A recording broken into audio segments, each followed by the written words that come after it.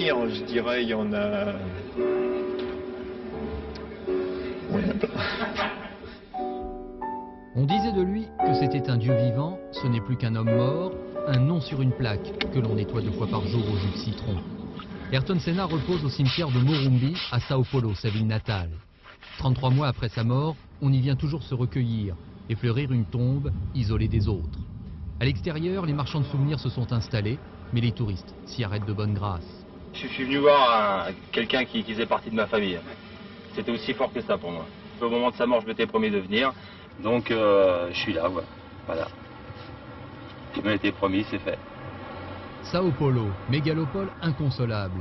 La cité a perdu son prince de la vitesse, celui qui brandissait le drapeau brésilien à chacune de ses victoires. Senna, le fils de bonne famille devenu l'idole de tout un peuple par la magie d'une personnalité inclassable.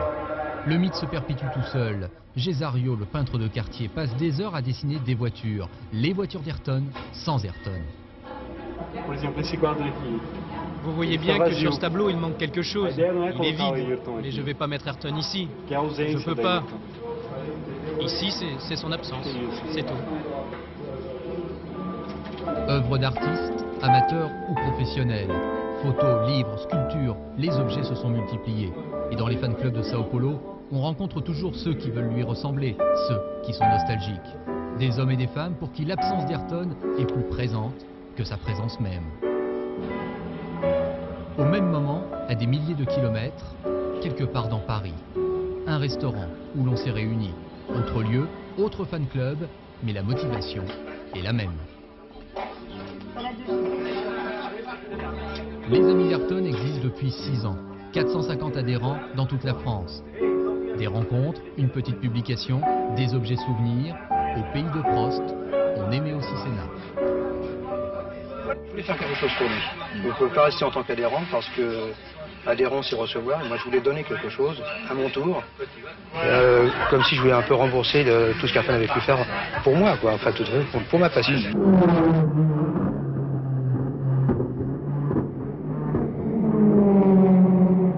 Bien sûr, le procès d'Imola ne le fera pas revenir. Alors au Brésil, on s'est aussi tourné vers l'avenir. Senna était riche, généreux. Ainsi est née une fondation qui elle-même a créé l'Institut Ayrton Senna. Son but, tel que le voulait le triple champion du monde, venir en aide aux enfants pauvres du Brésil. 3 programmes d'action, nutrition, éducation et sport.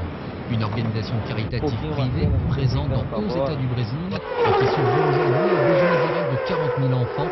Ainsi auront été respectées les dernières volontés du pilote brésilien. C'est dans cet immeuble que tout est coordonné. C'est ici que se trouve le véritable héritage d'Ayrton Senna. Je fais ce qu'il a désiré 2 mois avant l'accident. Il m'a dit qu'il voulait aider les enfants en risque, les enfants qui n'ont pas eu l'opportunité qu'il a eue dans sa vie. Il voulait partager ça avec ses enfants. Pour symboliser cette action, on a créé un personnage de bande dessinée, Seninha, le petit Senna. Un garçon pur et innocent, comme le sont souvent tous les héros du monde.